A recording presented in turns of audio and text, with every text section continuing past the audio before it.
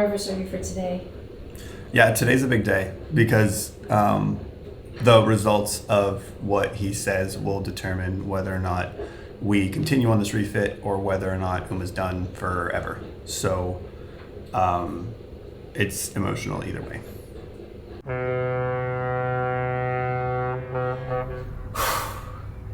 Well, I don't even know where to start. To be honest. Obviously, we've been slowing down a little bit on the demo and refit recently. Yeah. There's a couple of reasons for that. One reason was that our priority the past couple of weeks was finding a new roof to put over our heads. And we can't live in Uma, obviously. Yeah. Reason number 2 is it's hot as fuck. That's also a big reason. Reason number 3. And the real reason That we slowed down is Uma might die. That's one way to put it. Just to recap a little bit, almost 10 years ago, when we bought the boat, it came with some issues. And we fixed those issues. And that repair held up well for the next 10 years. But one other problem that we knew that we had was the side of the boat had those dimples, and we explained a couple of videos ago why those dimples are there. But those dimples were just a symptom of a deeper problem that had to do with a structural element of the boat. You know, fast forward 10 years later, we realized that now would be the best time to finally fix them. The original purpose for ripping all this apart was to fix the knees, which were recalled by Pearson on the sister ship, but they didn't recall this ship or any of the other ones that they built the exact same way, which I think is kind of silly, knowing that that was a weak link. So the 10 meters got fixed, but the 36 foots didn't. That was one of the main reasons, and then the other was to fix all the squeaks. The whole hull liner is just sitting on the hull and nothing was glassed to anything. So the main purpose of this whole refit was to peel out everything, get down to the hull, and then put it all back in and glass it in and make it strong and sturdy and good for another 50 years. Now that everything's ripped out of the boat, we can see the vast amounts of exposed fiberglass with zero structure or reinforcement or stiffening at all, which is kind of weird. We can see just how flexible the hull is in places. And we have a relatively good group of experts that we're working with on another project. And one of them mentioned something that we didn't even know was a thing. And that is having our hull ultrasounded. Yeah, and guys, it basically is exactly how it sounds. It's an ultrasound, figuring out what's inside the hull and figuring out if the lamination of the existing hull is too weak or too strong, or if there's gaps in between, things that you can't really see with the naked eye. So just like if a pregnant person goes to get an ultrasound to see her baby, Uma's getting ultrasound. Yeah. We didn't even know that was a possibility. When we got this boat, we were instructed to have it surveyed, and we did. And all of the structural issues on this boat, including the keel, weren't part of the survey. Anybody can go around and tap a hull with a screwdriver and check for delamination. Where it goes thud thud, there might be delamination, and where it goes tap tap, there isn't. We thought that was as much information as you could know about fiberglass, but it turns out you can learn a lot more about the quality of the lamination of a hull. So today, an expert is coming in to ultrasound our hull and tell us if the laminate is even structurally sound and if Uma's even worth saving. Yeah. Which is a bit painful to swallow. It is very painful to swallow. We don't really have an expectation of how this is going to go. So we're just going to kind of quietly observe and wait to hear back on his report. Yeah, but it is the right thing to do, because the last thing that we want is to put all of our time and all of our effort and all of our money into an awesome repair. And while the repair itself is good, the existing hull can't take it. And so a year or 2 years down the road, it breaks apart. And we don't want that to happen. So I think an ultrasound is the only next step that we should be doing. In hindsight, we should have done this before we started ripping our boat apart. Yeah, well. And we didn't even know that such a thing existed. So now we do, and hopefully now you do. Yeah. And if you ever have questions about the integrity of the laminate of your boat, you can have it ultrasounded, and you can know for sure, rather than guessing and tapping with a screwdriver. So yeah, in a few minutes our surveyor is going to show up, and I guess we'll see. Kika, nice to meet you. Hi, nice to meet you. Yeah, so our boat is the one over there. You use like a little machine, like an ultrasound thing. Esatto, è the same. Just like when you're pregnant. Yeah. Sono delle onde che noi trasmettiamo sul materiale, in questo caso vetro resina. So waves that you transmit to the material, Yeah, fiberglass. the fiberglass. L'onda viaggia a una certa velocità Okay. e viaggia a velocità diverse a differenti materiali. Okay, there are different speeds of the waves depending on the material. Quindi quando controlliamo la vetroresina sappiamo che la velocità è di 2750 metri al secondo. So he knows the speed Like the frequency. in the fiberglass, so he can check if your fiberglass giusto rientra, Esatto. is in the right range of the fiberglass. Quindi quando l'onda attraversa il materiale sappiamo dopo la vetroresina incontra l'aria o altri materiali e torna indietro. Quindi noi sappiamo, dopo che abbiamo calcolato il momento di spinta e il momento di ritorno, quanto spessore c'è. It comes through the fiberglass, and if he found hair or water or something else, when he comes back, it gives him the data, and he can understood what is going on. So if the if it's sort of delaminated or like the fiberglass is broken, you can Of course. see it. Yeah. Exactly. Okay. Cool. Nice. Okay. Should have done that 10 years ago. I know.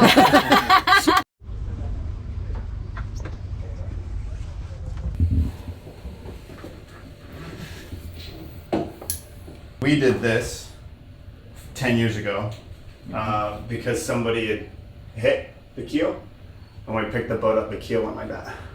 Because all of this had been like delaminated. There was only 3, 1, 2, 3, and we added all these. But then nothing else had any amount of structure. Like there's no glass, anywhere. When all of this had been like ground out, they picked the boat up and moved it. So when they set it down, it changed the shape of the hull.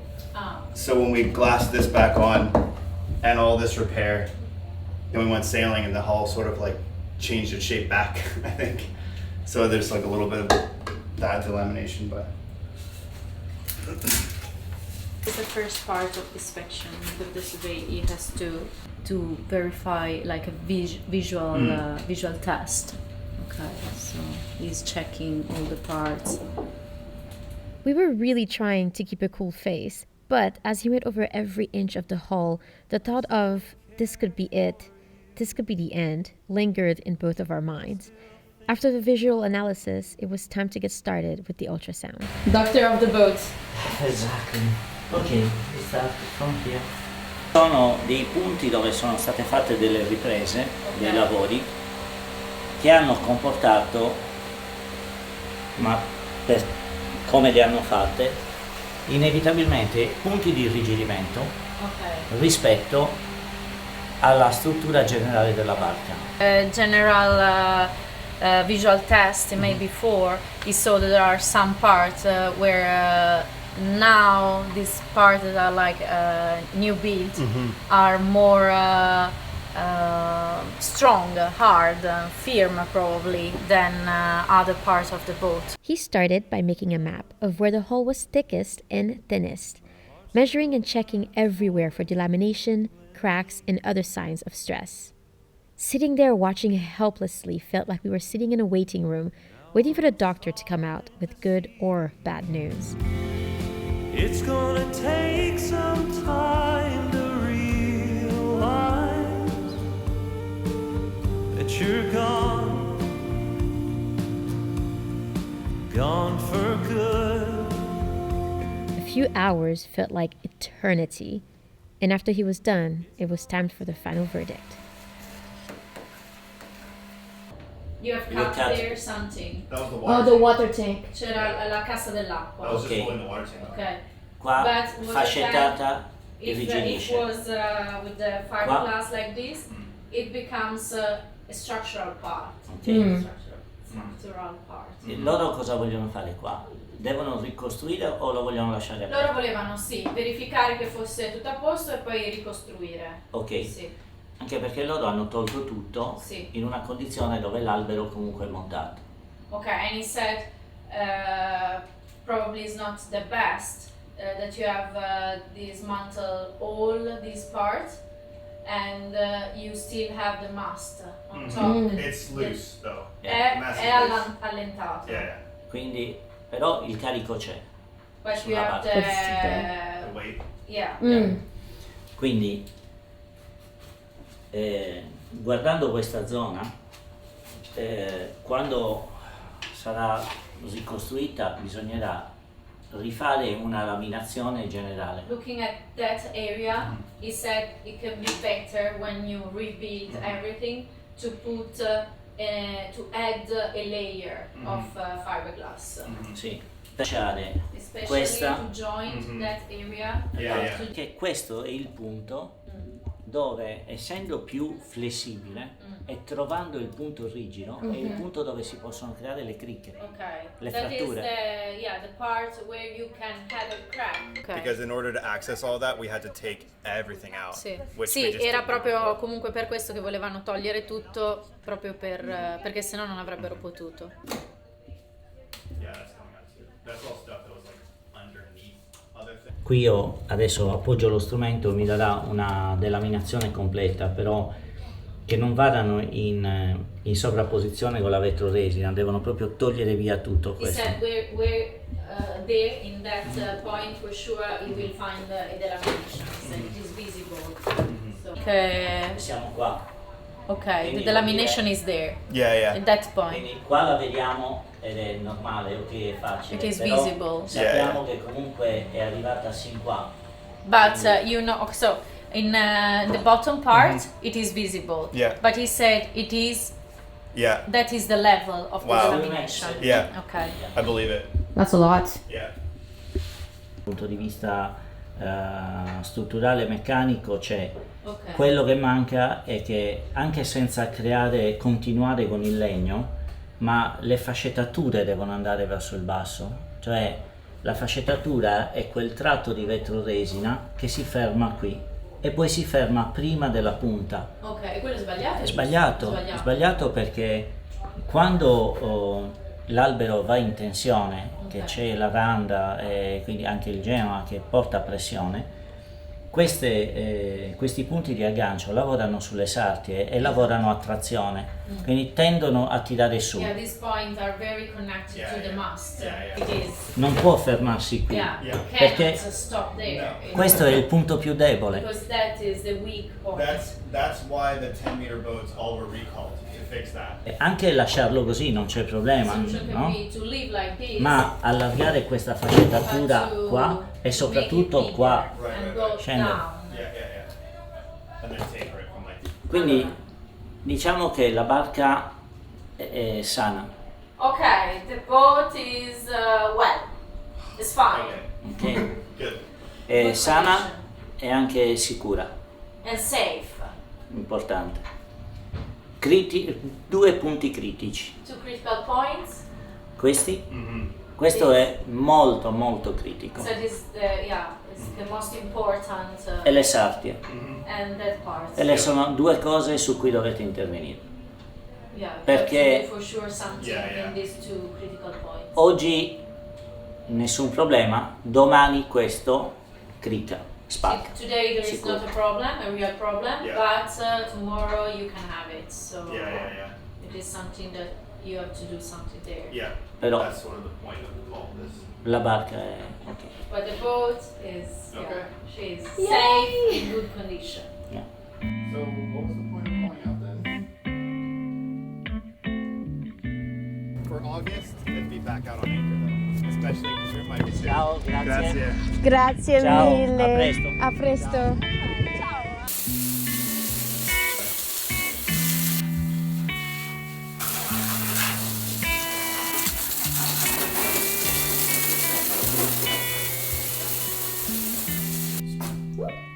I'm gonna fall inside the bilge. Well, guys, Ultrasound is complete. analysis is complete. We rinsed the gel off. I didn't know what to expect, but I didn't realize that it was exactly the same thing. Yeah. They It's use- a little bit more like industrial looking. It's not like all clean and white and pretty like the doctor's office. But it's the same gel. Yeah, Like, yeah. it's funny because he was saying that when he Same goes system. to buy the gel for this type of project, he buys it and then the person looks at him and is like, "Oh, are you a doctor?" And he was like, not exactly. Boat doctor. Yeah, it is complete. It didn't take too long, No. but so far it seems like it's good news. Yeah, so he went through and he did like sort of spot test to check the thickness of the whole hull to sort of like build a map out to see if there's any anomalies or anything. And generally speaking, our hull is between 11 mil and 7 mil thick. Sort of in the 11s and 10s down around under the waterline, and it goes up to like 7 mil above. So not super thin, not super thick. It is flexible, but fiberglass is flexible. And he's also going to be helping us put together a laminate schedule so that when we put everything back in, we put it in with the right amount of fiberglass on it, so that it's still flexible where it needs to be flexible and stiff where it needs to be stiff. Yeah. The first step was indeed to do ultrasound. It definitely Yeah. helps answer a lot of questions, figure out where the weak points are, where are the critical points that we really have to address, like, these Right. hard points. Which we kind of knew. I mean, when we did the original bilge renovation, we only cut that one chunk of cabin sole out. And so we could only put glass up to here. And then we didn't have access to any of this. And so we kind of created a hard point there. But obviously, like down here in the keel, you can't really have too much structure. But we just need to like taper that out into the hull so that it's stiff down here and flexible up there, and there's no like hard break between the two.